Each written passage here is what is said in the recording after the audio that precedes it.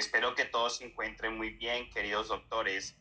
Vamos a iniciar nuestra revisión, nuestro repaso de patología endocrina en la primera parte de lo que aprendimos durante esta semana.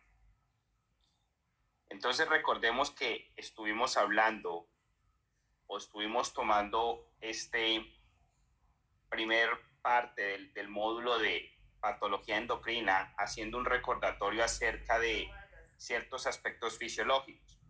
Entonces recordemos, en endocrinología, todo tenemos que asociarlo respecto a ejes. Entonces todos estos ejes empiezan desde el hipotálamo y terminan siempre en un efecto. Entonces vamos del hipotálamo hacia la pituitaria anterior, vamos a irnos hacia un órgano efector, posteriormente hacia una hormona efectora y por último vamos a producir un efecto. Entonces recuerda que en el hipotálamo estamos produciendo corticoid release hormone, estamos produciendo TRH, estamos produciendo GHRH y estamos produciendo GNRH. Cada una de esas hormonas hipotalámicas se van a dirigir a la parte anterior de la pituitaria a estimular alguna hormona. Entonces la CRH se va a ir a la pituitaria anterior a estimular ACTH. La TRH se va a ir a estimular TSH en la pituitaria anterior. La GHRH se va a ir a estimular la hormona del crecimiento en la pituitaria anterior. Y la GNRH va a estimular la FSH y la LH. A su vez, cada una de estas hormonas que se han estimulado en la pituitaria anterior van a ir a un órgano. Entonces la ACTH va a ir a las glándulas adrenales o también llamadas suprarrenales. La TSH va a ir a la glándula tiroidea. La GHRH va a ir al hígado. Y la GNRH, que ha estimulado la FSH y la LH, va a ir respectivamente la FSH a los ovarios y la LH a los testículos. Posteriormente se va a generar una hormona efectora secundaria a la estimulación de cada uno de estos órganos o glándulas. Entonces, cuando se estimula la glándula adrenal, se viene a producir cortisol. Cuando se estimula la glándula tiroidea, se viene a producir T4. Cuando se estimula el hígado, se viene a producir insulin-like growth factor 1. Cuando se estimulan los ovarios, se viene a producir estrógenos. Cuando se estimulan los testículos, se produce testosterona. Y resulta que cada una de esas hormonas efectoras va a generar un efecto. Entonces, el efecto del cortisol como hormona de estrés es aumentar la presión arterial y aumentar la liberación de azúcar en sangre. La T4 va a influir en temas metabólicos, de movimiento y de la parte mental. La insulin-like growth factor lo que va a hacer es estimular la hiperplasia celular, es decir, el crecimiento celular. Los estrógenos y la testosterona van a estimular factores reproductivos. Entonces, básicamente, en este tema, en este proceso de estimulación hipotalámica hasta llegar a un efecto, es fisiología. Pero hay que tenerlo muy claro porque de ahí parte el entendimiento de patología endocrina. Ahora bien, también planteamos de que hay hormonas necesarias para vivir. Si no las tenemos, no podemos vivir. Y tenemos hormonas que sin ellas pudiésemos subsistir. Entonces recuerda que todo el eje de la tiroide y del cortisol son necesarios para vivir. Si no los tenemos, no podemos vivir. En cambio, el eje de reproducción y crecimiento no son necesarios para la vida. Podemos vivir sin ellos, perderíamos ciertas funciones, pero pudiésemos subsistir. Y eso toma importancia en ciertas patologías. Ahora, también estuvimos hablando de temas anatómicos. Entonces, recuerda, el hipotálamo genera una prolongación axonal y va a generar la pituitaria posterior. Entonces, esta prolongación axonal nos genera la pituitaria posterior. En cambio, la pituitaria anterior es independiente, no es prolongación del hipotálamo. Hablamos que la pituitaria anterior se va a encargar de estimular la secreción de ACTH, TSH, hormona del crecimiento, FSH y LH. Y comentamos que importantemente la pituitaria posterior se va a encargar de las secreciones de oxitocina y ADH. Es lo que más tenemos que tener en cuenta. ¿Cuál es el punto de referencia anatómico para identificar pituitaria anterior o posterior? Entonces hablamos del quiasma óptico y hablamos de los cuerpos mamilares. Entonces la pituitaria posterior está mirando los cuerpos mamilares. En cambio, la pituitaria anterior está mirando el quiasma óptico. Recuerda, la pituitaria posterior en realidad es una prolongación axonal del hipotálamo. Pituitaria posterior es prolongación axonal del hipotálamo. Importante. Después empezamos a hablar ya más de patología. Entonces, esto es una introducción de fisiología para reafianzar lo que ya hemos aprendido en fisiología endocrinológica, pero ahora vamos a meternos en patología. Entonces hablamos de aspectos que asociamos como alteraciones de la pituitaria. Entonces podemos hablar de hiperpituitarismo e hipopituitarismo. Entonces resulta que aquí también hay una hormona que se secreta por la pituitaria que se llama la prolactina. Entonces, hiperpituitarismo es todo lo que aumente la producción hormonal de alguna hormona de la pituitaria. Hipopituitarismo es todo aquello que disminuya la producción hormonal de alguna hormona de la pituitaria. Entonces planteamos que esas primeras patologías importantes para el examen de hiperpituitarismo son la hiperprolactinemia y el gigantismo o acromegalia. Entonces los planteamos inicialmente como hiperprolactinemia y en otra parte pusimos gigantismo y acromegalia. Al final, gigantismo, acromegalia, desde el punto de vista fisiopatológico lo podemos entender igual. Entonces recuerda que la hiperprolactinemia puede estar generada por medicamentos, por hipotiroidismo o por una masa. Entonces comentamos, podemos tener hiperprolactinemia por medicamentos, podemos tener hiperprolactinemia por hipotiroidismo o podemos tener hiperprolactinemia por un prolactinoma, por una masa. Entonces empezamos a definir todo partiendo desde el prolactinoma. Entonces recuerda el eje endocrino relacionado con la prolactina que aprendimos en fisiología endocrina. Entonces recuerda que el eje central es la prolactina. Entonces la prolactina está inhibida, no lo olvidemos, por la dopamina, pero está estimulada, no lo olvidemos, por el eje de la TRH. Y resulta que la TRH desde arriba, desde el nivel hipotalámico, va a estimular en la pituitaria anterior TSH. La TSH va a ir a estimular la liberación de T4, la T4 se convierte periféricamente a T3 y la T3 bloquea la TRH. Es decir, si yo tengo mucha liberación de T3 y T4, se me bloquea la TRH y la TSH. Si por el contrario tengo poca T3 y poca T4, se me estimula TRH y TSH, porque funciona en un círculo de feedback, de retroalimentación. Se bloquea cuando la hormona inferior, la hormona de abajo, está aumentada. Hay tanta hormona T3, T4 que dice no me estimule más a producir, entonces se bloquea arriba. O hay tan poca hormona abajo que se estimula arriba para que se produzca más.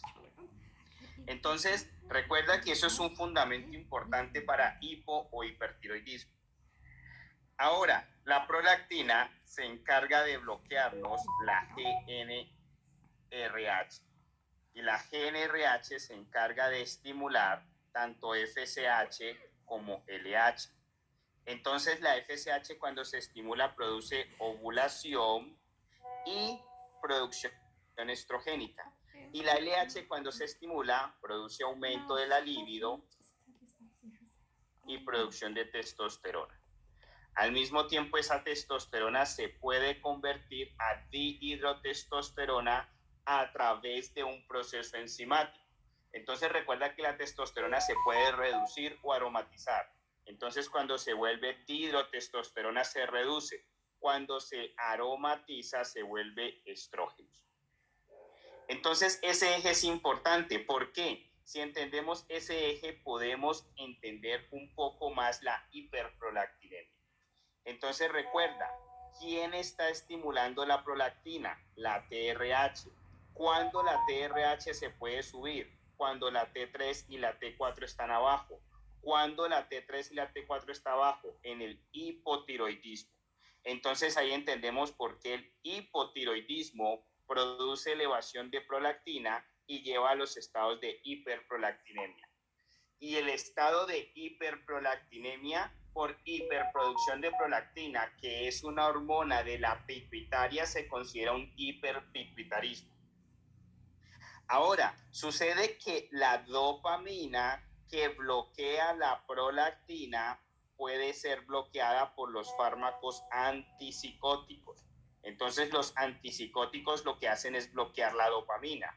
Si bloqueamos la dopamina, ¿qué pasa con la prolactina? No hay quien la bloquee, entonces se sube. Esa es la razón por qué ciertos fármacos pueden producir estados de hiperprolactinemia. Entonces, ¿qué fármacos producen hiperprolactinemia? Los antipsicóticos. Ahora, ¿qué sucede si el paciente tiene un adenoma, una masa en la pituitaria productora de prolactina? Eso es un prolactinoma y el estado genera hiperprolactinemia.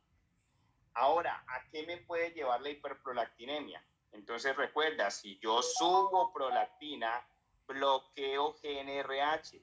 Si bloqueo GNRH, bloqueo FSH y bloqueo LH. Si bloqueo FSH, se pierde la ovulación, se disminuye la producción estrogénica. Entonces, ¿qué pasa si una mujer no ovula? Entra en amenorrea. Entonces, un síntoma de los estados de hiperprolactinemia, sea por medicamentos, sea por hipotiroidismo, sea por prolactinoma, es la amenorrea. ¿Qué pasa si perdemos la estimulación del LH? Se pierde la libido. Entonces, otro síntoma que puede aparecer en los estados de hiperprolactinemia es la disminución de la libido. Además de eso, aumentados los niveles de prolactina, se produce galactorrea, que es un principio de la estimulación de la lactancia materna. Entonces, un paciente en estado de hiperprolactinemia se nos puede presentar con anovulación, amenorrea, disminución de la libido y recuerda, exceso de producción de prolactina puede causar galactorrea. Y recuerda, si es un hombre, típicamente se nos puede presentar como un macroadenoma. Si es una mujer, se nos puede presentar como un microadenoma si es por un prolactinoma.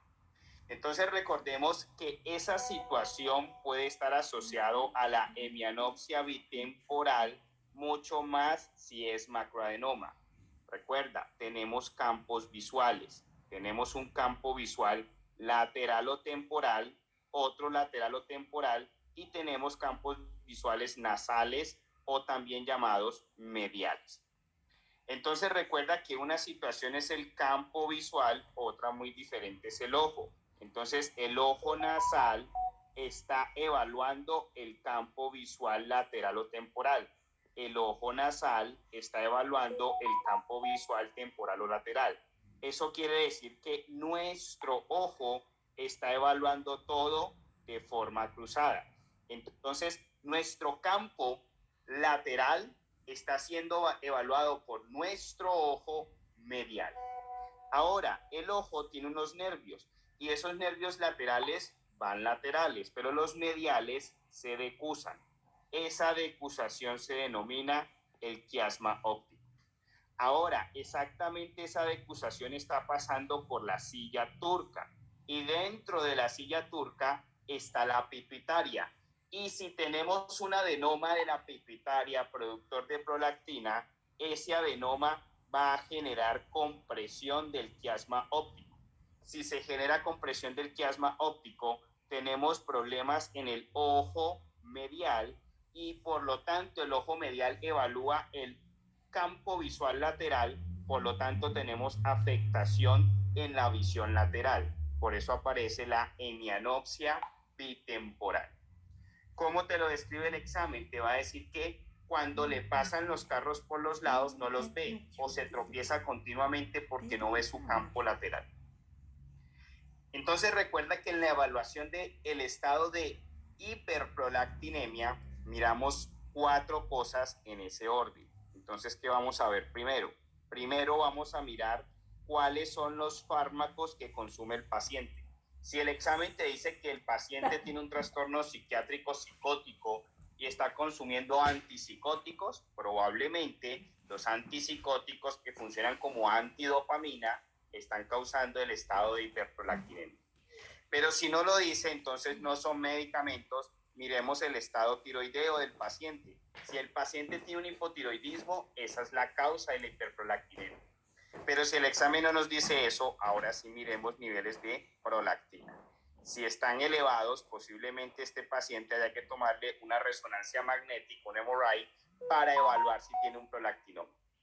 Recuerda, tratamiento del prolactinoma. Nos dimos cuenta que tiene un prolactinoma. La primera opción es farmacológica, no es quirúrgica. ¿Y qué se le da? Agonistas de la dopamina. Recuerda que si elevamos la dopamina, bloqueamos la prolactina. Entonces bajamos los niveles de hiperprolactinemia. Entonces, ¿cuáles son esos agonistas de dopamina? Entonces tenemos la cabergolina como una de esas situaciones o la bromocriptina. Entonces nos aparece la cabergolina o la bromocriptina. Entonces, primera opción de tratamiento en el prolactinoma, cabergolina o bromocriptina. El paciente persiste con síntomas a pesar de la bromocriptina o la cabergolina, ahí sí lo llevas a cirugía para extracción de esa masa que es un adenoma. Ahora, miremos el otro lado del hiperpituitarismo, porque recuerda, la hiperprolactinemia puede ser por hiperpituitarismo. El otro lado es el gigantismo, la acromegalia. Entonces recuerda, el prolactinoma es benigno, el gigantismo acromegalia también es benigno, pero gigantismo acromegalia el paciente se puede morir por factores asociados al proceso fisiopatológico, pero no porque la masa sea cancerígena. Entonces recuerda, en acromegalia o gigantismo, el paciente tiene una masa benigna, entonces no es una masa maligna. Pero ¿qué sucede? Recordemos el eje de la hormona del crecimiento, que es la razón por la cual se está dando el gigantismo. Recuerda, ¿quién nos hace crecer las células? Nos la hace crecer el eje de la hormona del crecimiento. GHRH va y estimula en pituitaria anterior growth hormone, hormona del crecimiento, y estimula el hígado el insulin-like growth factor 1 para que las células empiecen a crecer. Entonces, recordemos ese eje nuevamente, que lo acabamos de ver ahí. Entonces tenemos en el hipotálamo GHRH, que va a pituitaria anterior y estimula hormona del crecimiento, se va al hígado para que éste estimule la liberación de insulina de factor parecido a la insulina, que es insulin-like growth factor 1, y esto genera crecimiento celular. Entonces es importante que entendamos ese aspecto. Ahora, ¿qué sucede? No lo olvidemos, la hormona del crecimiento, al igual que la epinefrina, al igual que el cortisol, funcionan como hormonas de estrés. ¿Y cuál es la función de las hormonas de estrés? Aumentar la presión arterial frente a estrés metabólico y aumentar la liberación de azúcar frente a estrés metabólico. Además de eso, el proceso de crecimiento celular, desde el punto de vista de los pacientes con acromegalia y gigantismo, es importante fijarnos en 2 cosas, en el hueso y en el corazón. Entonces, ¿qué sucede si estamos sobreestimulando la hormona del crecimiento? Mayor crecimiento óseo, mayor crecimiento cardíaco. Entonces, ¿qué sucede? Imaginemos nuestro corazón de 4 cámaras, pongámoslo un poco más grande. Imaginemos nuestro corazón de 4 cámaras. ¿Qué pasa si la pared ventricular del ventrículo izquierdo debía de ser de este grueso para tener la fuerza de eyección, pero ahora se empieza a hipertrofiar debido a que está aumentando los factores de crecimiento por mayor estimulación de la hormona del crecimiento? Se vuelve hipertrofiado. Entonces, de tener esta capacidad para llenarse, ahora ha cambiado a tener esta capacidad para llenarse. Entonces le cabe menos volumen. Al poderse ocupar con menos volumen, se cae el end diastolic volume, volumen de final de diástole. ¿Cómo evaluamos la capacidad de llenado del volumen, la capacidad de llenado del ventrículo izquierdo? A través del volumen de final de diástole. Entonces, si tiene menos capacidad de llenarse porque hay menos espacio, porque el músculo está más grueso, entonces eso quiere decir que el end diastolic volume se ha caído. Pero resulta que la cantidad de volumen circulante es la misma, se empieza a represar. ¿En dónde se empieza a represar? En la aurícula izquierda. Eso quiere decir que se aumenta la precarga. Importante. Entonces, los pacientes que tienen esa hipertrofia ventricular izquierda exagerada que ha hecho que tengan menos volumen, tienen menos capacidad diastólica. ¿Y cómo se llama eso? Falla cardíaca diastólica o cardiopatía diastólica. Entonces, los pacientes con acromegalia o gigantismo, debido a exceso de estimulación de la hormona del crecimiento, crece demasiado el ventrículo izquierdo, hacen disminución del end diastolic volume, hacen aumento de la precarga, lo cual los lleva a una cardiopatía diastólica. Y esa cardiopatía o falla cardíaca diastólica es lo que los puede llevar a la muerte. ¿Por qué? La cantidad de sangre que pueden sacar hacia la periferia cae, entonces cae el volumen sistólico, el stroke volume. Al caer el stroke volume, ¿qué sucede? El riñón sensa menos volumen, filtra menos, se aumentan las presiones, caen los flujos y eso empieza un círculo vicioso en el cual el paciente va a terminar en un punto sin fin. Además de eso, al paciente se le estimula el crecimiento de todo, entonces se deforma la cara porque le crecen más los huesos, se le crecen más las manos, le crecen más las vísceras, pero desde el punto de vista clínico, lo más importante es corazón y hueso, porque estéticamente se ve la deformación, clínicamente el paciente empieza a entrar en falla.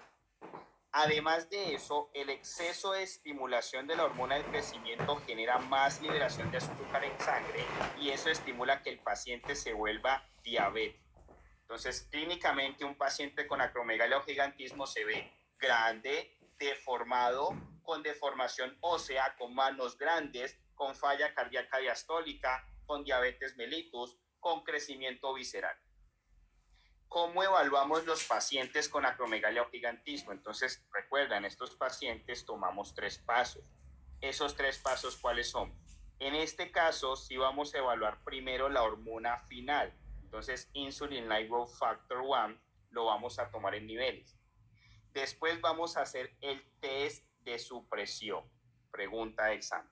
Entonces, recuerda que el test de supresión, queremos suprimir ¿a quién? A la hormona del crecimiento. ¿Con qué? Con glucosa. Entonces recordemos cómo funciona eso. Entonces tenemos la glucosa está interactuando estrechamente con la insulina y con las hormonas de estrés, ¿cuáles? Epinefrina, cortisol y hormona de crecimiento. ¿Qué hacen estas hormonas de estrés? Cuando hay estrés metabólico o necesidad de requerimientos en sangre de azúcar, libera glucosa en sangre o genera aumento de la presión arterial. Entonces, ¿en qué consiste? Queremos suprimir la hormona del crecimiento, en eso consiste el test. En condiciones normales, si le damos a un paciente una carga de glucosa, se sube la insulina. Hay una descarga de insulina para meter esa glucosa en la célula. En condiciones generales, cuando eso ocurre, debido a los aumentos de glucosa en sangre, se generan bloqueos en la epinefrina, el cortisol y la hormona del crecimiento, porque dicen no necesitamos liberar azúcar en sangre. Pero un paciente con acromegalia o gigantismo, la hormona del crecimiento falla en la supresión. Entonces, un test positivo en el intento de suprimir la hormona del crecimiento es cuando le das glucosa a un paciente con gigantismo y no se logra suprimir la hormona del crecimiento. Entonces, toma importancia ese aspecto, porque entendiendo ese aspecto estamos entendiendo fisiología. Obviamente, aumenta la glucosa, debe de aumentar el punto basal de la insulina a un pico y debe de suprimirse las hormonas de estrés. Entonces es importante eso. ¿Qué pasa cuando tratamos de hacer eso en un paciente con gigantismo acromegalia? No se suprime la hormona del crecimiento. Le ponemos glucosa, se sube la insulina, pero persiste alta la hormona del crecimiento. Ahora hablemos de hipopituitarismo. Entonces hablamos de hiperpituitarismo. ¿Cuáles son? La hiperprolactinemia, prolactinoma, hipotiroidismo puede ser causa de hiperprolactinemia, medicamentos pueden ser causa de hiperprolactinemia, o la acromegalia o el gigantismo. Ahora hablemos del hipopituitarismo. Si hemos entendido que el hiperpituitarismo es el exceso de producción de alguna hormona que está en la pituitaria, ahora entendemos que el hipopituitarismo es defecto en la producción de alguna hormona que está en la pituitaria. Entonces vamos a eso. Entonces tenemos hipopituitarismo agudo e hipopituitarismo crónico. Entonces hablemos aquí de hipopituitarismo agudo. Entonces, en condiciones generales, recordemos que casi siempre en medicina lo agudo es más impactante, es más grave, es más amenazante, corre más riesgo el paciente en su vida. En cambio, lo crónico es más adaptación, por eso es más crónico, por eso persiste más en el tiempo. Hay generalmente menos amenaza de muerte inmediata. Entonces, el hipopituitarismo agudo tiene amenaza de muerte inminente del paciente. Entonces recordemos lo que hablamos al principio. Hay un grupo hormonal necesario para la vida. Entonces este es necesario para la vida. En cambio, este no es necesario para la vida. ¿Y eso por qué es importante? Porque es lo que define hipopituitarismo agudo o hipopituitarismo crónico. Entonces el agudo es el que va a matar ya al paciente. El crónico es el que no lo va a matar ya. Entonces, hipopituitarismo agudo es la deficiencia de cortisol o T4. Cortisol o T4 que hacen parte de lo que necesitamos para ya, para vivir. En cambio, el hipopituitarismo crónico ha sido adaptación, no amenaza la vida, entonces es deficiencia de hormona del crecimiento o es deficiencia de FSH o LH, que perdemos capacidad de hipercelularidad, de reproducción celular, o pérdida de la capacidad de reproducirnos como raza humana, pero no nos está amenazando la vida. Entonces, eso fue lo que entendimos. Entonces, el hipopituitarismo agudo que amenaza ya la vida es porque estamos perdiendo cortisol y estamos perdiendo T4. Entonces, si no tenemos T4, entonces nos bajan las funciones mentales, nos bajan las funciones del movimiento y nos bajan el metabolismo. Entonces el paciente te va a hacer una bradicardia extrema, el paciente te va a hacer coma, y si el paciente empieza a perder cortisol, le cae la presión arterial y le cae la glucosa, es decir, te va a hacer una hipotensión severa con bradicardia severa, estás perdiendo precarga, postcarga, se te va a morir. Te está haciendo hipoglicemia severa, el paciente se te va a morir. Te está haciendo coma porque disminuye la parte mental y el metabolismo, se va a morir.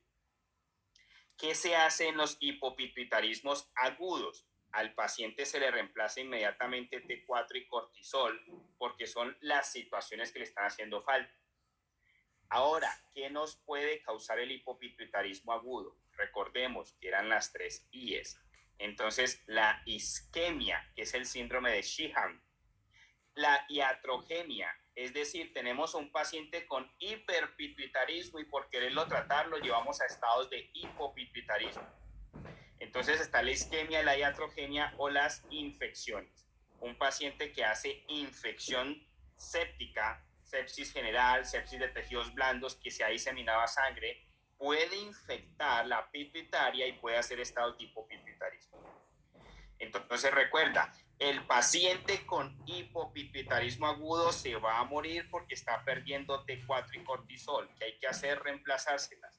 ¿Cómo se puede reemplazar? Básicamente hospitalizas al paciente y le pones las necesidades que tiene. ¿Por qué se puede causar? Por isquemia, por iatrogenia o por infecciones. Importante. De otro lado, tenemos el hipopituitarismo crónico. Entonces recuerda, crónico es porque se ha adaptado, porque no está amenazando la vida, entonces tiene que ver con el tema de reproducción y crecimiento. Entonces el paciente va a tener problemas con la FSH, la LH y la GH. Entonces el paciente se nos puede mostrar con bajos niveles de FSH, con bajos niveles de LH y con bajos niveles de la hormona del crecimiento. ¿Qué pasa si tenemos baja FSH? Anovulación y bajos estrógenos. ¿Qué pasa si hay baja LH? Bajos niveles de testosterona, bajos niveles de la libido. ¿Qué pasa si el paciente tiene baja la GH? No hay celularidad, no hay recambio celular, entonces el paciente te hace fatiga. ¿Cuáles son los síntomas del hipopituitarismo crónico? Entonces, anovulación, amenorrea, disminución estrogénica, disminución de la testosterona, caída de la libido y fatiga. Entonces, en estos pacientes queremos diagnosticarlos evaluando si podemos estimular la hormona del crecimiento. Entonces, recuerda, en una queríamos bloquear la hormona del crecimiento, en otra queremos estimularla. Entonces, el principio funciona igual. Aquí tenemos la glucosa. La glucosa interactúa con la insulina e interactúa con las hormonas de estrés, que son la epinefrina, que son el cortisol y que son la hormona de crecimiento. Entonces, si queremos estimular las hormonas del estrés, tenemos que colocar al paciente hipoglicémico. Entonces, en el test, para evaluar el hipopituitarismo crónico, le vamos a dar al paciente una carga de insulina. Esa carga de insulina que debería de generar hipoglicemia, porque pone toda el azúcar dentro de la célula. Como entramos en hipoglicemia en condiciones normales, la epinefrina, el cortisol y la hormona del crecimiento se deberían de estimular y elevar para estimular la liberación de glucosa en sangre. Pero debido a que este paciente tiene hipopituitarismo crónico, la hormona del crecimiento falla a la estimulación.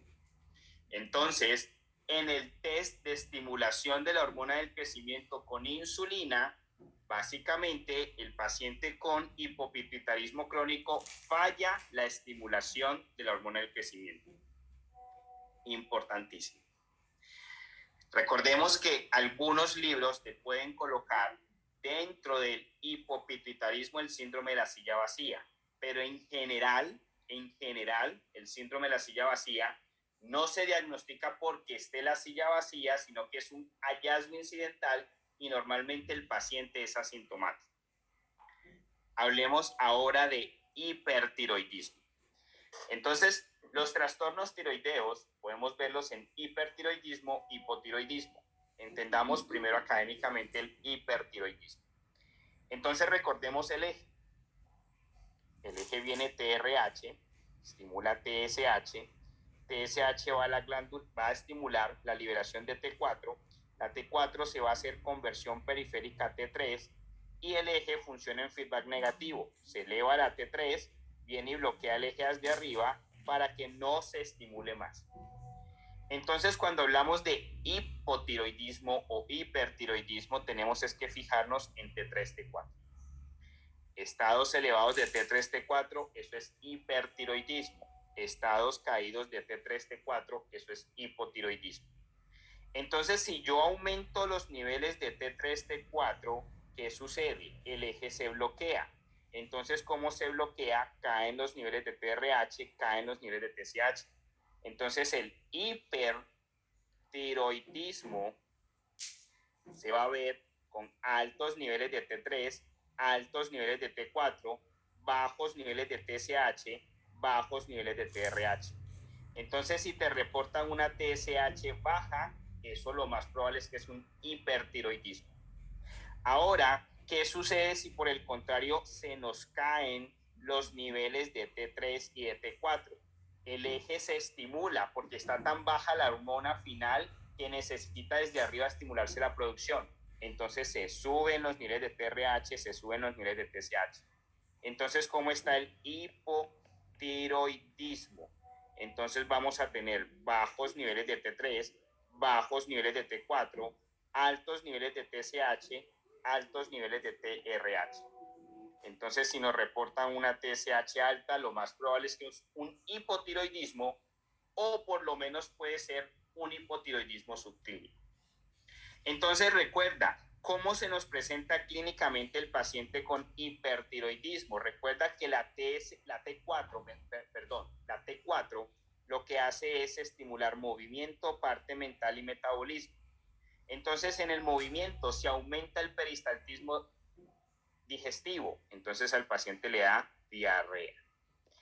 El paciente se le aumenta el movimiento, se aumentan los reflejos tendinosos, entonces aumentan los deep tendon reflexes, es decir, el paciente le hace reflejo patelar y es exagerado.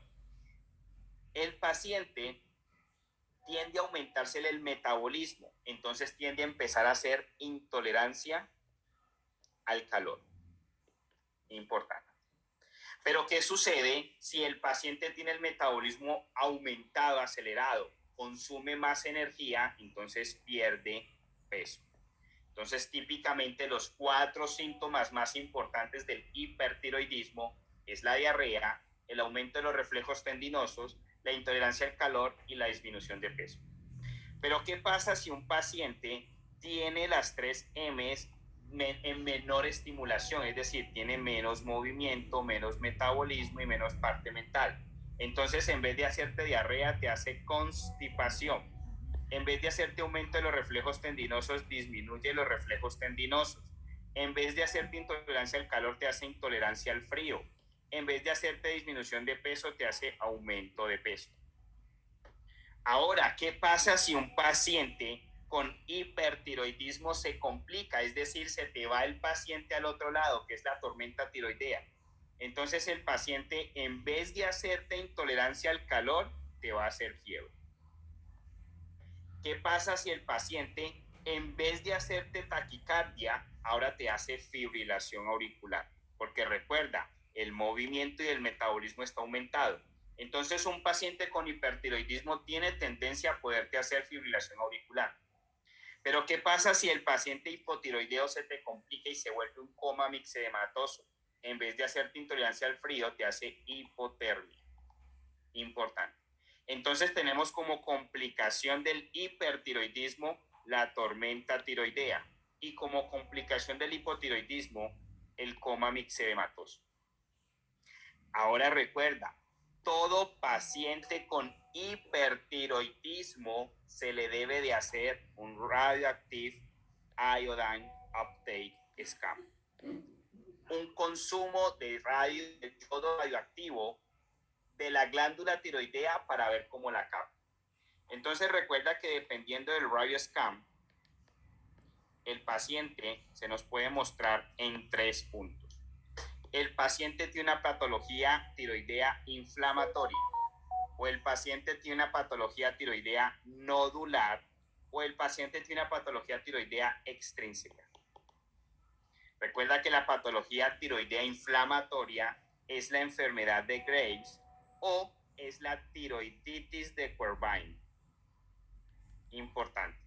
Si tiene una patología nodular, puede ser el nódulo multinodular, que es el goiter, o puede tener un adenoma tóxico. En cambio, si es extrínseca, el paciente puede tener un factitious disorder o el paciente puede tener un estroma ovario. Importante. Entonces, para que en efectos del examen lo pienses más rápido, divídelo en 3 categorías. O es inflamatorio, o es nodular, o es extrínseco.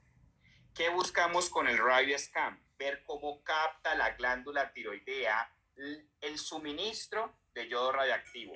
¿Quién capta el yodo radioactivo? La T4. Si hay mucha T4, lo capta. Si hay poca T4, no lo capta. Captarlo mucho, ¿cómo se reporta? Como caliente. Captarlo poco, ¿cómo se reporta? Como frío. Entonces recordemos, ¿qué es la enfermedad de Graves? Es una patología inmune ¿Qué es la tiroiditis de Quervain? Es una patología por lo general postinfecciosa o infecciosa en donde se inflama la glándula tiroidea.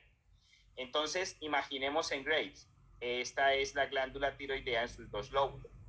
Básicamente, el paciente, supongamos, tiene lupus.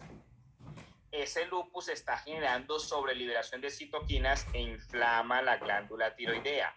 Al inflamarla, la podemos catalogar una patología inflamatoria. Esa inflamación responde con mayor producción de T4. Cuando tú le pones el yodo radioactivo por el radioactive iodine uptake, el paciente le tomas la foto, todo ese yodo lo empieza a captar ese exceso de T4.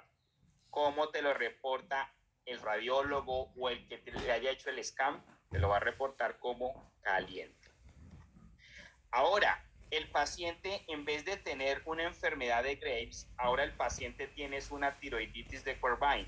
Recuerda, el paciente entró en una sepsis probablemente o en un estado infeccioso. Ese estado infeccioso que hace liberación de citoquinas, esas citoquinas que hacen estados inflamatorios. Entonces ahora se empezó a inflamar esa glándula tiroidea, se inflama y eso hace que se aumenten los niveles de T4.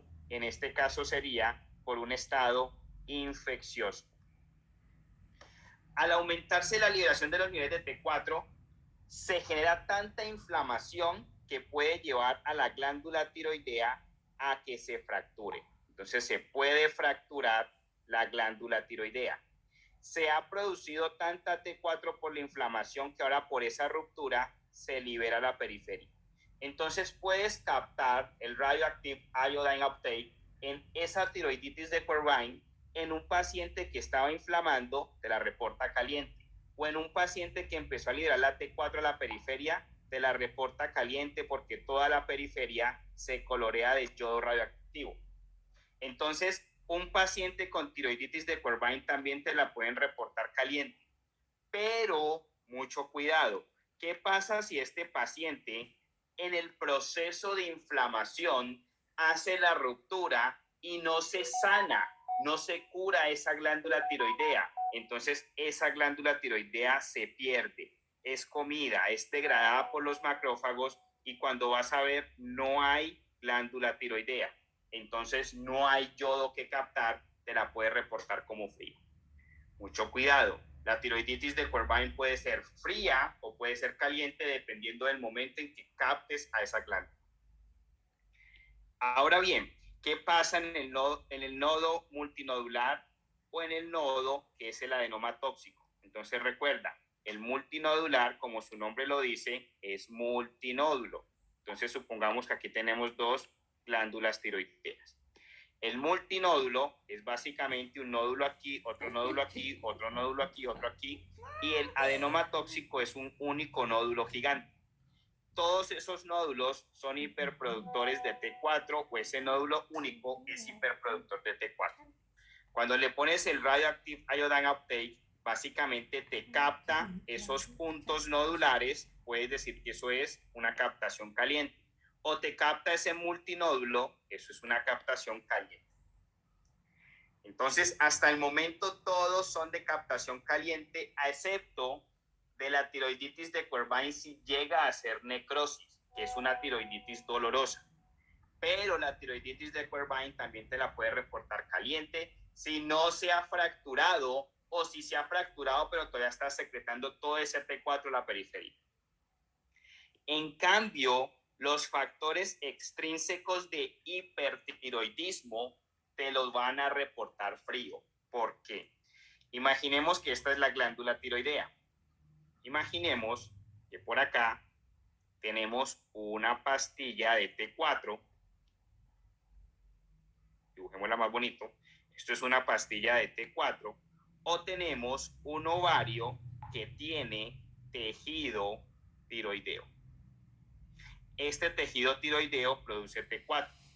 ¿Qué sucede? Si este tejido tiroideo ectópico que está en el ovario, no está en la glándula tiroidea, produce T4, la glándula tiroidea se bloquea y al bloquearse se atrofia, se vuelve más pequeñita y baja su producción endógena de T4. Cuando tú le pones el yodo radioactivo y le tomas la foto para el scan, esto capta poco yodo porque tiene poca T4, porque toda la T4 que tiene la está produciendo el estroma ovary, que es producto de un tejido exógeno a la glándula tiroidea que está produciendo T4. Entonces, eso aumenta los niveles de T4 en sangre. La glándula tiroidea dice, yo no necesito producir T4, se bloquea. Entonces, en el estroma ovary te lo va a reportar como frío. Lo mismo pasa en el factitious disorder. Es un paciente, normalmente mujer, psiquiátrica, que quiere adelgazar tomando T4, tomando hormona, porque si tomas T4 se te aumenta metabolismo, haces diarrea, se te aumenta el metabolismo, haces disminución de peso. Entonces, como estás ingiriendo T4 de forma exógena, pasa lo mismo, se bloquea la glándula tiroidea, le colocas el yodo radioactivo, no capta, se te reporta como frío. Importante.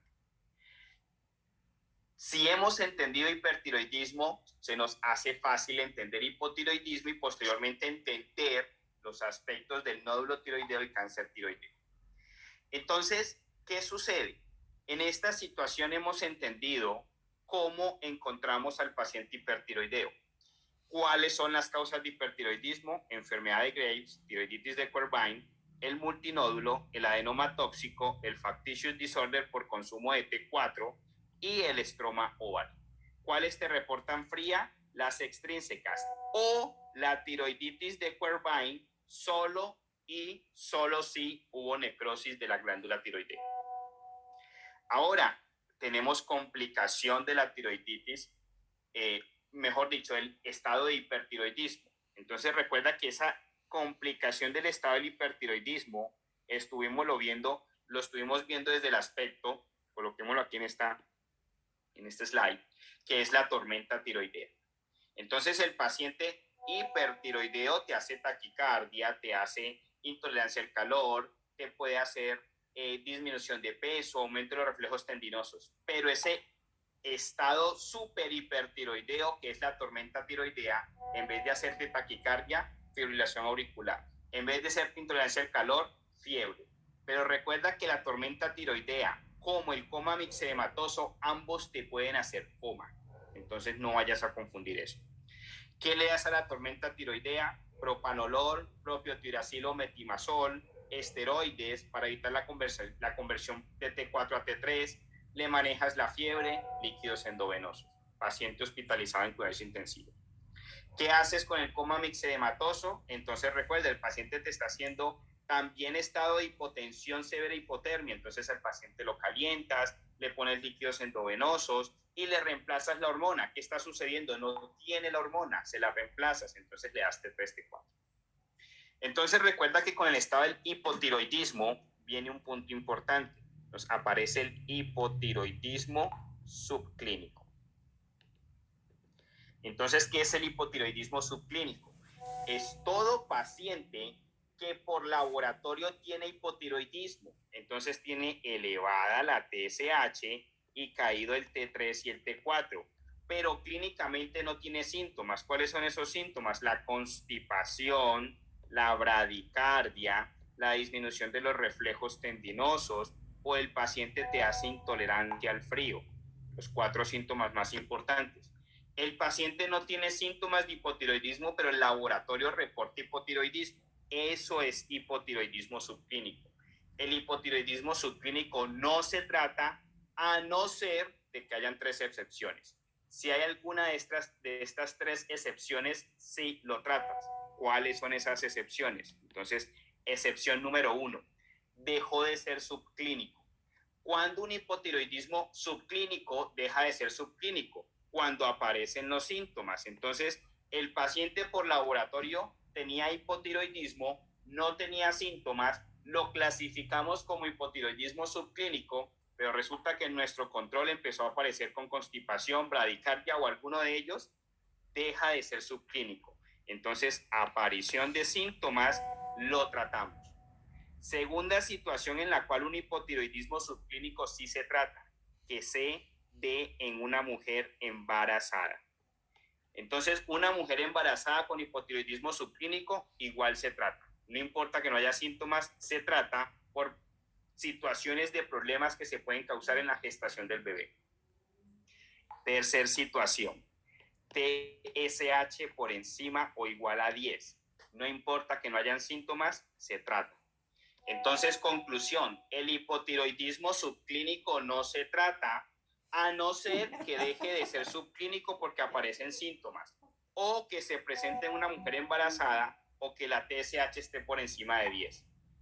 Importante, todo hipotiroidismo se trata es reemplazando la hormona. ¿Y cuál es la hormona? Darle T3T4, levotiroxina, nombre comercial Synthroid. Importantísimo, doctores.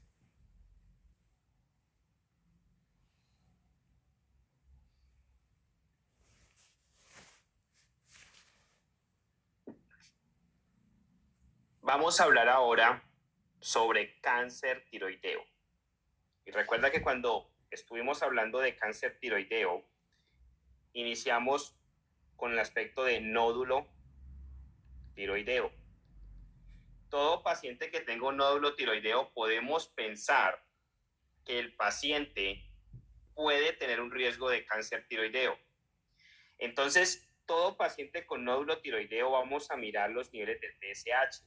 ¿Por qué? El paciente con TSH elevada, que es el paciente hipotiroideo, tiene mayor posibilidad de que ese nódulo sea un cáncer. En cambio, el paciente hipertiroideo tiene menor probabilidad, menor riesgo de que sea un cáncer tiroideo. Entonces, todo paciente con nódulo tiroideo más hipotiroidismo piensa en alto riesgo de cáncer tiroideo. Por lo tanto, le tomas un ultrasonido. Si el ultrasonido te reporta un nódulo menor de 1 centímetro, piensas que todavía posiblemente no es un cáncer y lo que haces es controlarlo.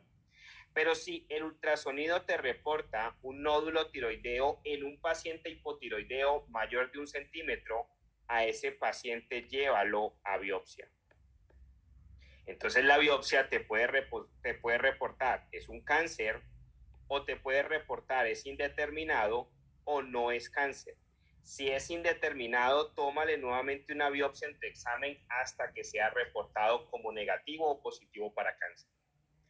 Pero ¿qué sucede si el paciente es hipertiroideo y tiene un nódulo? Recuerda que vimos que hipertiroidismo, una de las causas puede ser el nodo multinodular o el adenoma tóxico. Entonces, posiblemente el paciente puede tener un nodo, es porque tiene un nódulo hiperproductor de T4 y eso lo está llevando al hipertiroidismo. Entonces, todo paciente con nódulo tiroideo, en el contexto de hipertiroidismo, toma un RadioScan. Pero ¿qué pasa si ese RadioScan te reporta como frío y el paciente no tiene factitious disorder ni tampoco tiene el stroma ovary? Posiblemente ese nódulo es un cáncer. Entonces, en ese caso le tomas el ultrasonido. Si te reporta por encima de 1 centímetro, fine needle aspiration, básicamente la biopsia. Si te reporta cáncer, es un cáncer. Recuerda los factores de riesgo para cáncer. Entonces, que el paciente haya tenido radiación en cabeza y cuello, que tenga antecedente de cáncer, ronquera, edades extremas, que sea reportado como hipoecogénico, o que el paciente tenga en ese reporte de la biopsia como bordes irregulares. Esos son altos riesgos para pensar que es un cáncer. Entonces, cuando se nos viene el cáncer tiroideo, pregunta fija de examen. Nos aparece el papilar, el folicular, el medular y el anaplástico. Entonces recuerda, cáncer folicular, el papi dejó en el orfanato a Annie. ¿Cómo te lo reporta? Orphan Annie Nuclei. También te lo reporta como los Samoma Bodies, o te lo puede reportar como calcificaciones. Pregunta fija de examen, carcinoma tiroideo de tipo papilar. El segundo o el primero, porque cualquiera de los dos te lo pueden preguntar muy frecuentemente, el medular. Entonces recuerda que el medular es el carcinoma de la C. te altera la calcitonina, te altera el calcio y afecta las C-cells, que son las células parafoliculares. Además está asociado al MEN2, típicamente con el feocromocitoma, y está asociado al oncogen red. Pregunta fija de examen. El folicular normalmente puede presentarse como adenoma o como carcinoma. ¿Qué es el adenoma? Es la masa que no atraviesa la cápsula. El carcinoma es la masa que sí atraviesa la cápsula. Típicamente parece tejido tiroideo normal y es metastásico por vía hematógena. Normalmente responde muy bien a la quimioterapia con yodo radioactivo. El anaplástico, poco preguntado, pero puede ser uno de tus distractores, es el más grave. Es el que le da a los viejitos, es decir, edades avanzadas. Normalmente son células mal diferenciadas y genera un compromiso respiratorio importante. Cáncer tiroideo, pregunta fija de examen. Vámonos ahora a los trastornos de hipercortisolismo e hipocortisolismo. Entonces recuerda, está el cortisol. El cortisol se puede producir en exceso o puede haber defecto en su producción o liberación. En exceso, Cushing. En defecto, Addison. No lo olviden. El Addison también se puede presentar con hipoaldosteronismo. Entonces, el Addison tiene parte de hipocortisolismo o puede presentarse también con hipoaldosteronismo. ¿Qué es el hipoaldosteronismo? Bajos niveles de aldosterona. Entonces, empecemos hablando de Cushing. Entonces, cuando hablamos de Cushing, recuerda, Cushing puede ser enfermedad de Cushing o síndrome de Cushing. Entonces tenemos enfermedad de Cushing o tenemos síndrome de Cushing. Entonces recuerda que la enfermedad de Cushing es arriba. La parte del síndrome de Cushing es abajo. ¿Qué quiere decir arriba? El problema es con la ACTH. ¿Qué quiere decir abajo? El problema es con el cortisol. No lo olviden. Entonces, ¿qué sucede? Recordemos el eje. Venimos desde el hipotálamo con corticoid release hormone que va a la pituitaria anterior y estimula la ACTH para que ésta vaya a las suprarrenales y estimule la liberación de cortisol. Y el cortisol, ¿qué es? Una hormona de estrés. Aumenta la presión arterial y aumenta la liberación de glucosa en sangre. Entonces, ¿qué es Cushing? Es un hipercortisolismo, es decir, por alguna razón se están aumentando los niveles de cortisol, por lo tanto el paciente se pone hipertenso, hiperglicémico de difícil control.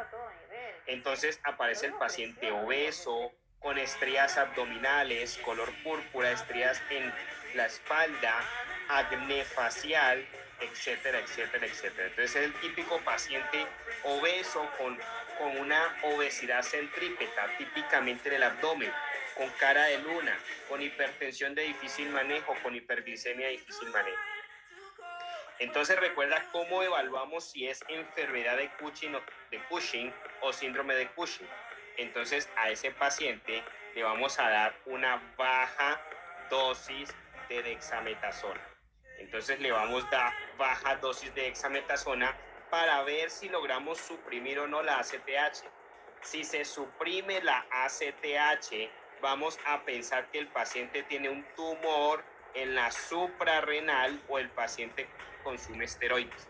Pero si no se suprime la ACTH, sino que por el contrario continúa alta, vamos a pasar a darle a ese paciente una segunda dosis de dexametasona, pero ahora una dosis alta. Y volvemos a evaluar. ¿El paciente logra suprimir la ACTH o no logra suprimir la ACTH? Persiste alta. Si la logra suprimir, el paciente posiblemente tiene un tumor en la pituitaria. Si no la suprime, posiblemente el paciente tiene un tumor ectópico productor de ACTH. Pregunta de examen: cáncer de pulmón.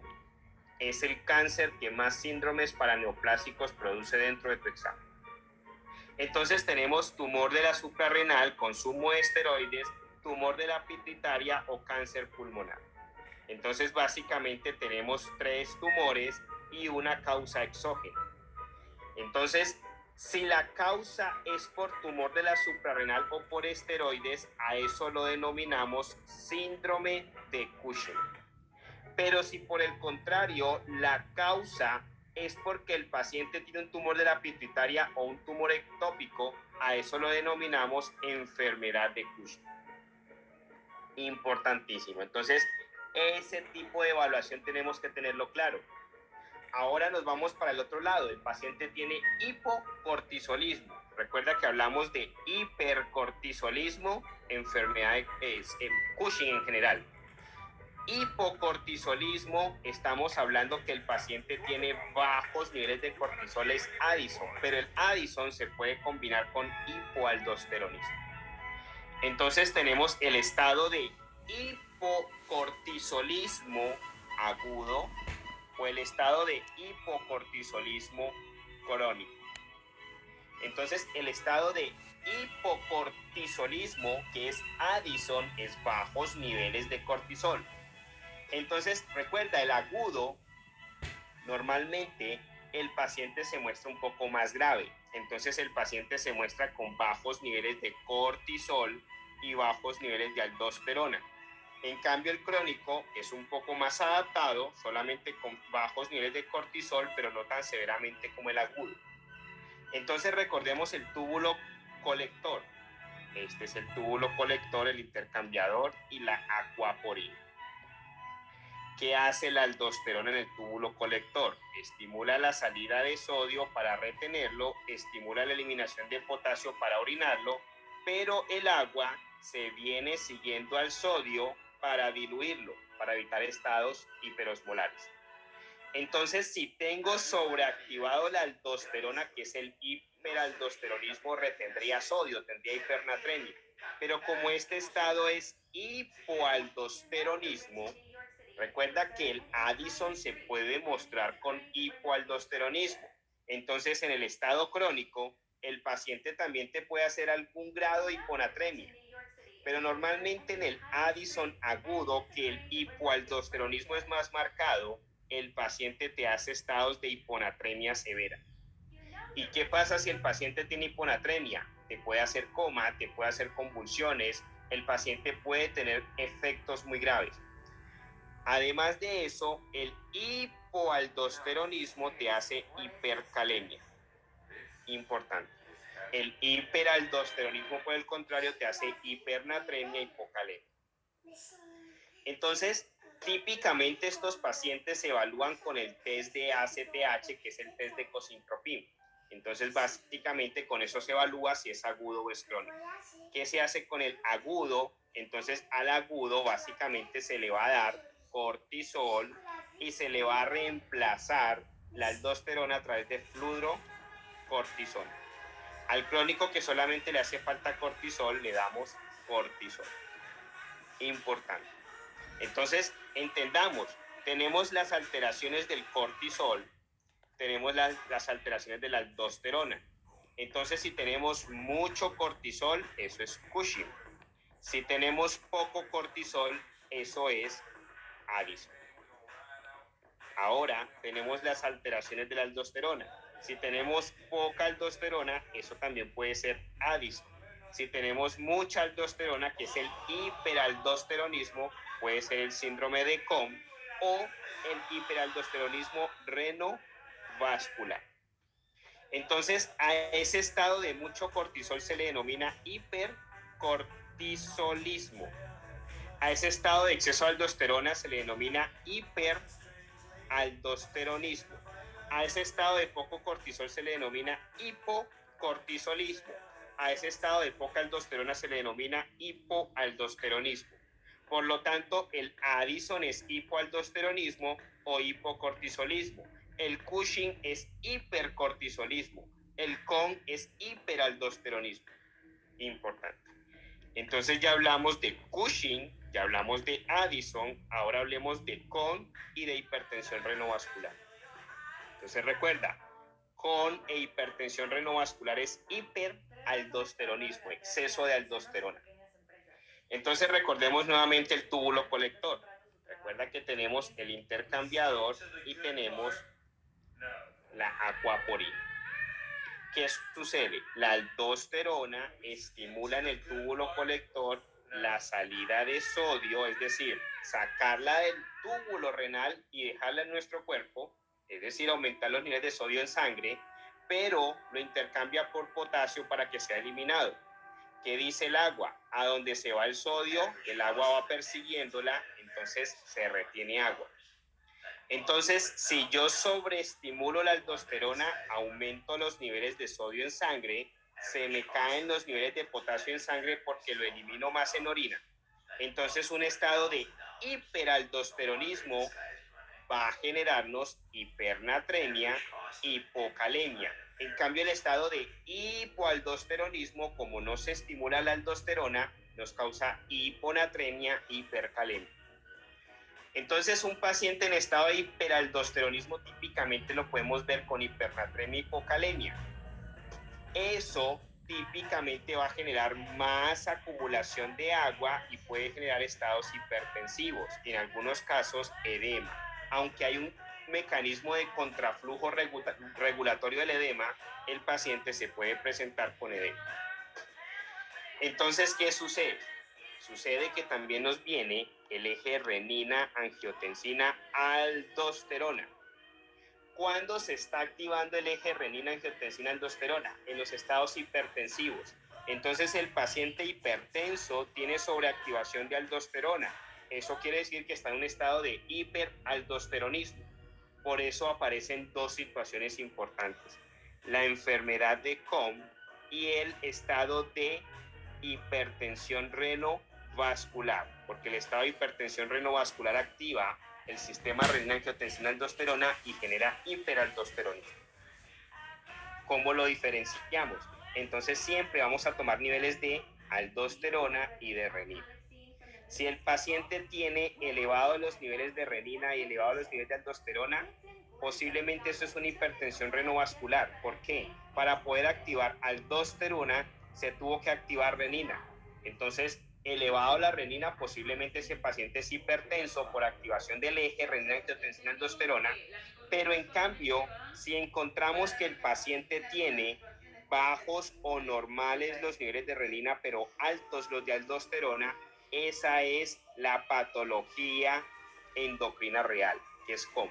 Entonces, la parte de COM lo que tiene es niveles normales de renina o incluso muchas veces bajos y aldosterona elevada. En cambio, la hipertensión renovascular, el paciente tiene elevado tanto aldosterona como renina. Y podemos hacer una subclasificación. Si esa hipertensión es en un paciente joven, posiblemente es una displasia fibromuscular. Pero si el paciente es viejo, posiblemente es un paciente con aterosclerosis. Importante. Sucede que hay unos casos de estados de hiperaldosteronismo, incluso con renina normal y con aldosterona normal. Esos son los casos de la hiperplasia adrenal congénita. Recordemos la hiperplasia adrenal congénita.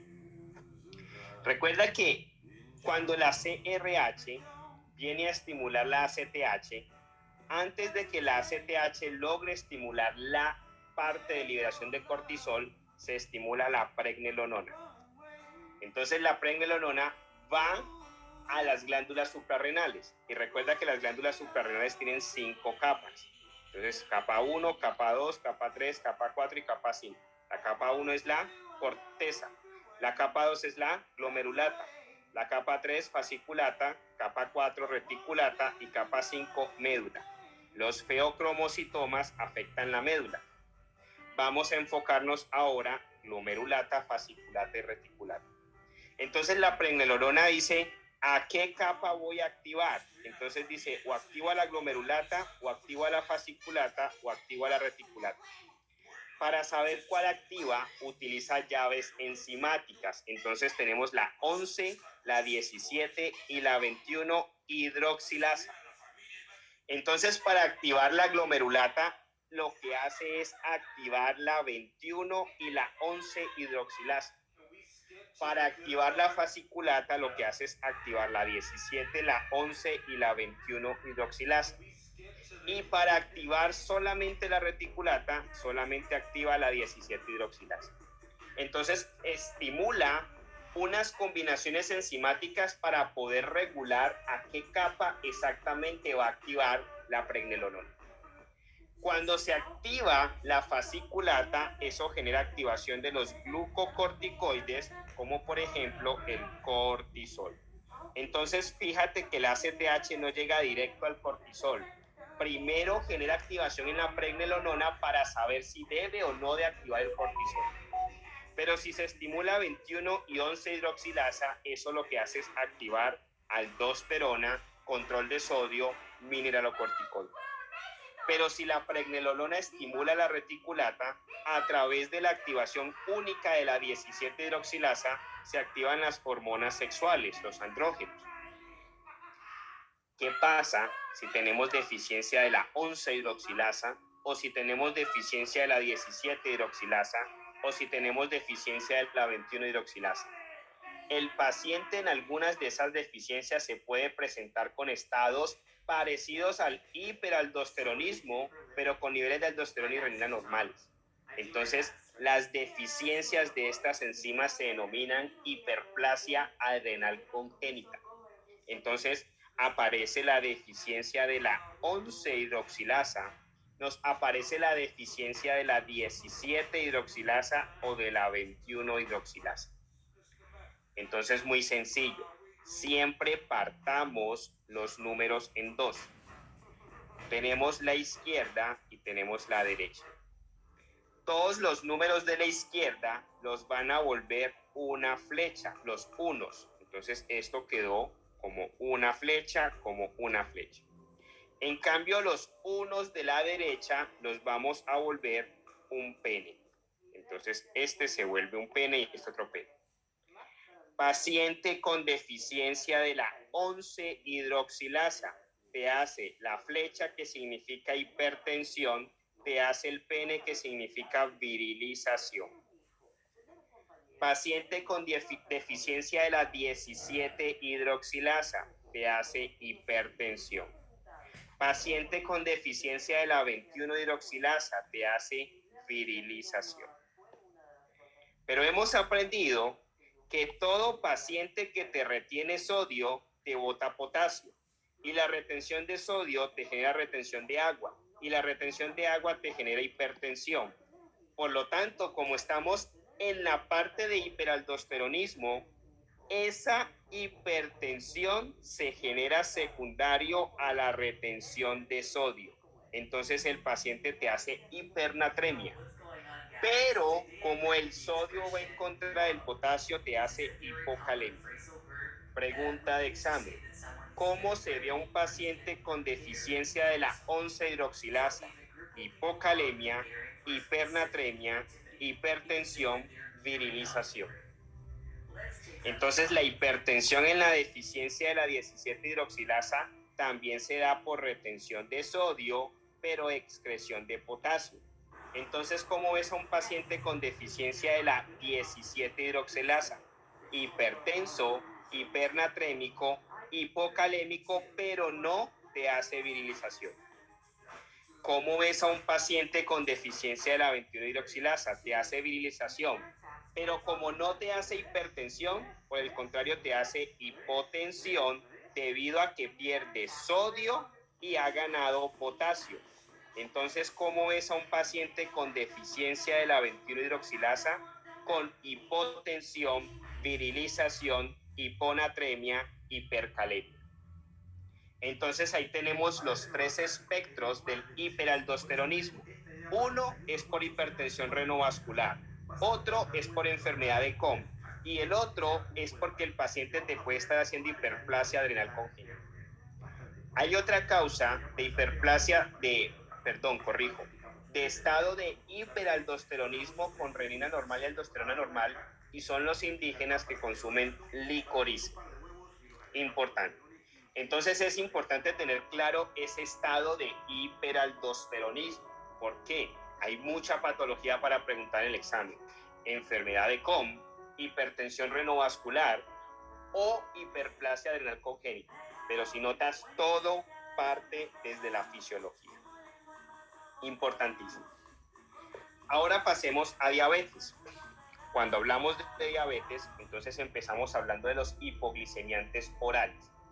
Entonces recuerda que hablamos de las biguanidas, hablamos de las sulfonilureas, hablamos de las tiazolinedionas, hablamos de los que tienen acción pancreática, hablamos de los que tienen acción renal, específicamente que bloquean los receptores o los cotransportadores SGLT2, hablamos de los que tienen acción intestinal. Entonces recuerda, ese que se denomina biguanida es la metformina.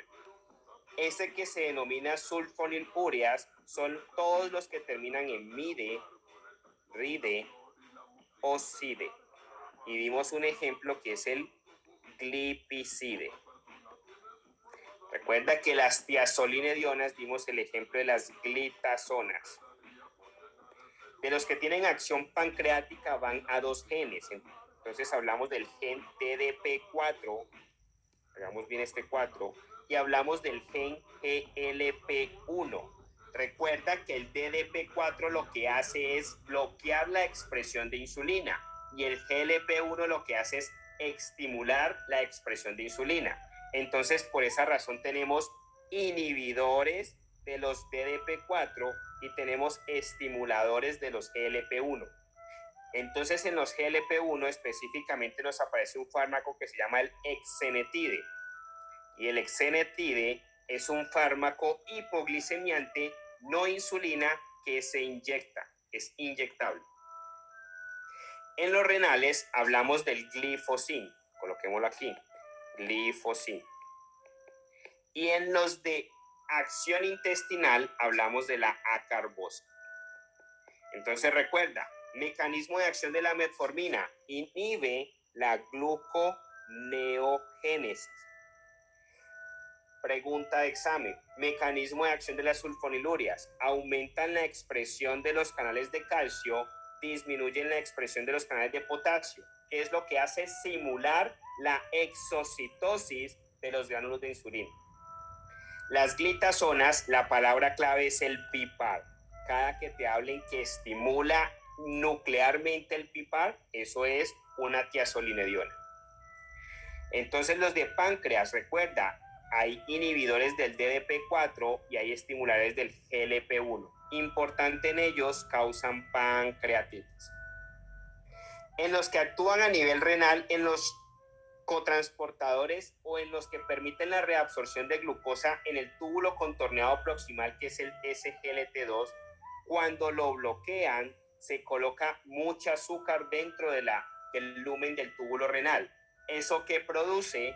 Eso va a producir que se siga el agua hacia el túbulo renal, entonces nos deshidratamos, eso va a producir glucosuria y esa glucosuria produce aumento de la posibilidad de infecciones del tracto urinario. Recuerda que uno de los últimos tratamientos en falla cardíaca se están haciendo con los inhibidores de los cotransportes SGLT2. La carbosa, ¿qué hace? Lo que hace es bloquear la alfa-glucosidasa.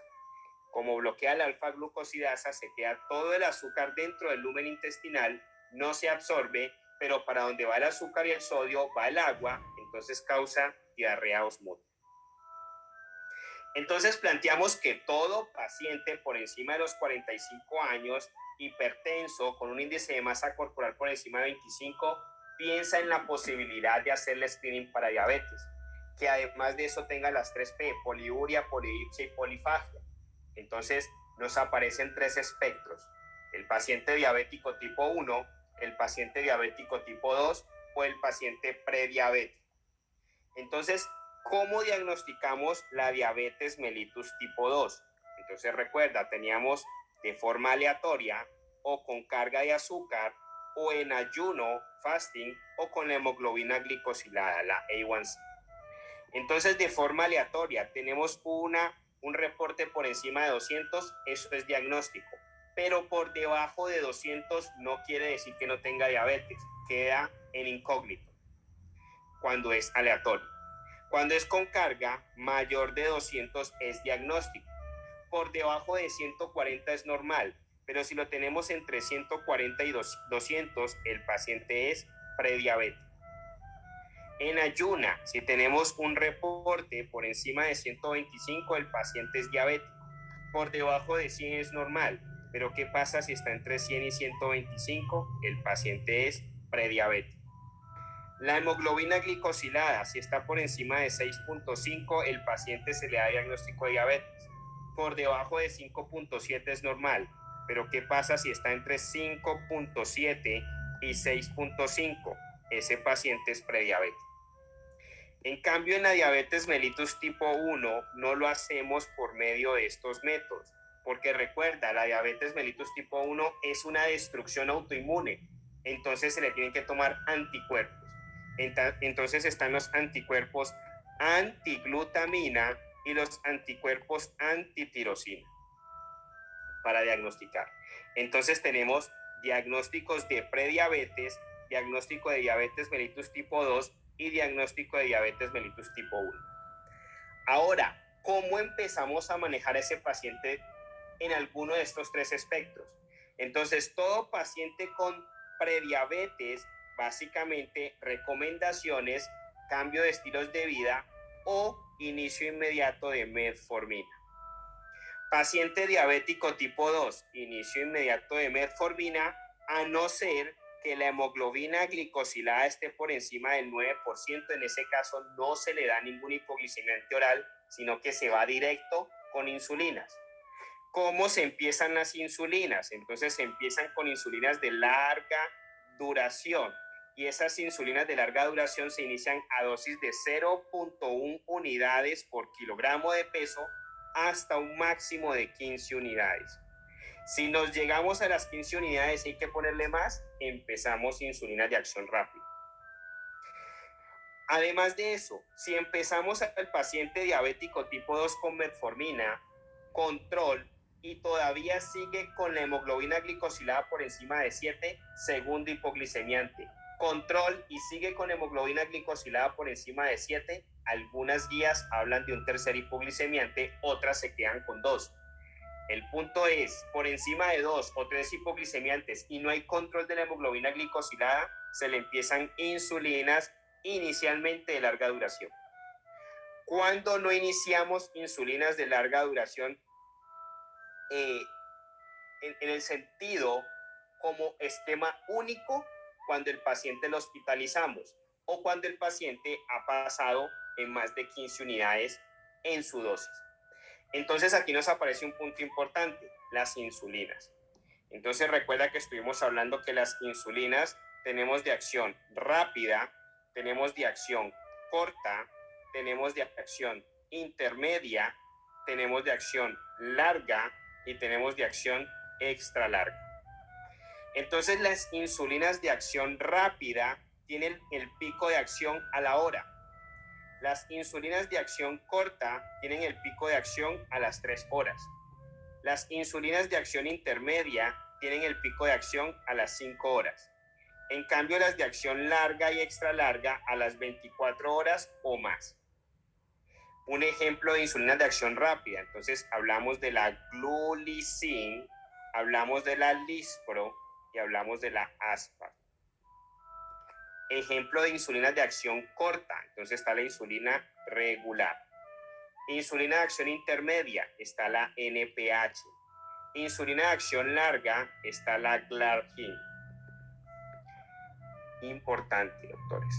Entonces, recuerda por qué es importante tener claro estas insulinas o por qué es importante saber el pico de acción, si es rápida, corta, intermedia, larga o extra larga. Por la fisiología en cómo actúa, borremos por aquí, en cómo actúa nuestro cuerpo frente a la insulina. Entonces, recordemos, un paciente sano está todo el tiempo con un metabolismo basal de insulina, es decir, hay una secreción basal de insulina. Pero cada que tenemos nuestras comidas principales o una carga de comida grande, normalmente desayuno, almuerzo y cena, hay descargas de insulina, aparte de la insulina basal que está secretándose continuamente. Entonces desayunamos, hay una descarga de glucosa, tiene que haber descarga de insulina. Almorzamos, hay una descarga de glucosa, hay una descarga de insulina. Y lo mismo pasa en las comidas grandes, desayuno, almuerzo y cena. Entonces supongamos que aquí hubo un levantamiento de glucosa, entonces hay un levantamiento de insulina. Hay un levantamiento de glucosa, hay un levantamiento de insulina. Hay un levantamiento de glucosa, hay un levantamiento de insulina. Entonces esa insulina que se libera inmediatamente comemos en nuestro cuerpo, esa insulina endógena actúa como insulina rápida. Y esa insulina que se está secretando continuamente, sin parar, de forma metabólica basal, es la insulina de larga duración. Entonces es importante que entendamos esta gráfica porque podemos hacer los picos con la insulina rápida y la parte basal con las insulinas largas en los pacientes diabéticos. Entonces, ¿qué hacemos en un paciente diabético? Corremos por acá. Entonces tenemos un paciente diabético. El paciente diabético primero le vamos a dar una insulina de larga duración. Entonces vamos a empezársela a 0.1 unidades por kilogramo de peso hasta un máximo de 15 unidades. Llegamos a las 15 unidades y no hay control. Entonces el paciente desayuna, va a hacer una descarga de glucosa, entonces le hacemos un pico de insulina. ¿Con qué? Con una insulina de rápida acción. El paciente va a almorzar. El paciente cuando almuerza va a hacer una descarga de glucosa. Entonces le hacemos la simulación del pico con una insulina rápida. Y así sucesivamente. Entonces por eso es importante tener claro si las insulinas son de acción rápida, corta, intermedia o larga, para saber si simulamos o si entendemos cómo simular ese metabolismo fisiológico. Entonces, resulta que la glargine, por lo general, aparece la lantus, y en la glulicin, por lo general, aparece entre glulicin, lispro y aspar, la más común es la lispro. Entonces, vamos a dar al paciente insulina de acción rápida e insulina de acción larga para simular el metabolismo. Entonces, en las noches, póngase lantus para que simule ese metabolismo de las 24 horas. Y cada que come, colóquese la inyección de lispro para que simule esos picos. Entonces es importante que entendamos ese tema de insulinas por el aspecto de simulación cuando se le está dando el fármaco al paciente, la simulación del aspecto fisiológico. Viene otro concepto. ¿Qué sucede? Recuerda, el paciente se le está dando aquí en el desayuno, en el almuerzo y en la cena, y antes de acostarse se le da la glargine, se le da la lantus, que es la de larga duración. Entonces, el paciente desayunó, le damos dosis de insulina. El paciente almorzó, le damos dosis de insulina. El paciente cenó, le damos dosis de insulina. ¿Cuál? Rápida, no lo olvide. Supongamos que le estamos dando un Humalog, que es un tipo de insulina rápida. ¿Qué sucede si este paciente nos aparece aquí con una glucometría de 600? No debemos de corregir el momento. Debemos de corregir es la dosis del momento previo, porque esta glucometría es el reflejo de la insulina previa. Importante. Ahora, ¿qué pasa si ese paciente diabético tenemos que hospitalizarlo? Entonces, al paciente diabético hospitalizado le cambia el esquema de insulina. Entonces aparece el esquema del total day insulin o insulina total diaria. Entonces, hay unos criterios. El paciente, ¿cómo tiene la creatinina? El paciente, ¿cuántos años tiene? El paciente, ¿cómo está el azúcar al momento de su ingreso a hospitalización? Entonces aparece creatinina por más o mayor a 1.5 o edad a los 65 años o mayor, o una glucosa de entrada menor de 180. Si el paciente tiene creatinina mayor de 1.5 o tiene más de 65 años o tiene una glucosa de entrada menor a 180, el esquema se calcula a dosis de 0.3 unidades por kilogramo. Pero si el paciente tiene creatinina por debajo de 1.5, es menor de 65 años, o la glucosa de ingreso tiene más de 180, le vamos a dar un esquema de 0.5 unidades por kilogramo de peso. Entonces demos un ejemplo. Paciente diabético que venía con el esquema de Lantus y Humalog, insulina rápida, insulina de acción larga, pero le da una celulitis y resulta que el internista decide que esa celulitis tiene que tratarla intrahospitalariamente, o esa celulitis le está haciendo una sepsis de tejidos blandos, hay que hospitalizarlo, posiblemente en cuidados intensivos. Entonces, lo que va a hacer el médico que lo recibe es cambiar su esquema de insulina por el Total Day Insulin. Y eso quiere decir que si este paciente, por ejemplo, pesa 100 kilogramos y a su ingreso encontramos que tiene una creatinina en 1.1, tiene 55 años y su glucosa de entrada está en 200, entonces se decide que se le va a dar dosis de 0.5 unidades por kilogramo de peso. Entonces, por ejemplo, en este paciente se iría 50 unidades de insulina diaria. Pero resulta que esas 50 unidades de insulina diaria se van a distribuir en dos. El 50% se va en el metabolismo basal de larga duración y el otro 50% en los bolos pandriales, cuando comen. Entonces, eso quiere decir que al paciente se le van a colocar 25 unidades de insulina tipo Lantus o de larga duración y 25 unidades de insulina de acción rápida, Humalog. Pero esas 25 unidades se van a dividir un tercio al desayuno, un tercio al almuerzo y un tercio a la cena. Entonces, por dar un ejemplo, este paciente se va a llevar más o menos 8 unidades de insulina en cada comida. Entonces, ese paciente que se hospitaliza le cambia el esquema. Ahora queda con 25 unidades de Lantus y 8 unidades después o durante la comida o antes de cada comida cuando el paciente está hospitalizado. Sale el paciente de la hospitalización, vuelve a su esquema anterior. Entonces es importante que entendamos eso, que el paciente hospitalizado no se maneja igual que el paciente ambulatorio cuando es diabético respecto a sus esquemas de insulina. Ahora, como última situación, nos aparecen las complicaciones diabéticas. Entonces está el paciente que nos hace hipoglicemia o el paciente que tiene cetoacidosis diabética o el coma hiperosmolar. Puntualidades. Cetoacidosis diabética. Como su nombre lo dice, hay cuerpo cetónico, cetoacidosis. Hay acidosis, como su nombre lo dice, acidosis. Entonces hay una acidosis metabólica o acidosis láctica con aumento del anion gap. Importante, doctores. A estos pacientes hay que pensar en varios aspectos. Primero, goteo de glucosa. Segundo, goteo de insulina. Tercero, goteo de potasio. ¿Por qué? Sucede que cuando tú le colocas goteo de insulina a un paciente, antes de colocar el goteo de insulina, el paciente pudiese tener una falsa hipercalemia. Y cuando le empiezas el goteo de insulina, ese potasio empieza a hacer un cambio y se empieza a meter a la célula y te puede hacer estados de hipocalemia. Y eso es peligroso porque puede llevar al paciente a arritmias cardíacas. Entonces, en los pacientes hay que vigilar la necesidad de colocar goteos de potasio. Hay que controlar mucho el anion gap, porque por lo general cuando se normaliza el anion gap, típicamente se suspenden los goteos de insulina y se pasan a los esquemas de insulina.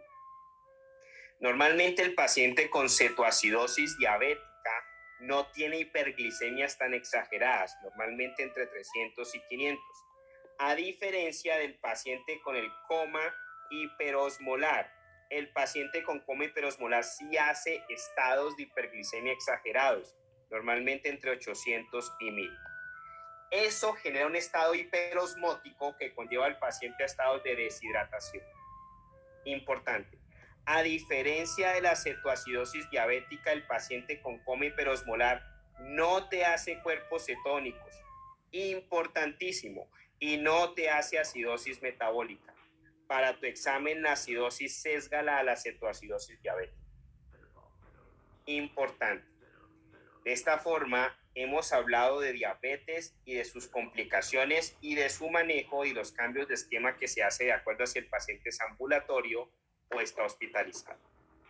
Y de esa forma hemos terminado esta revisión de patología endocrina.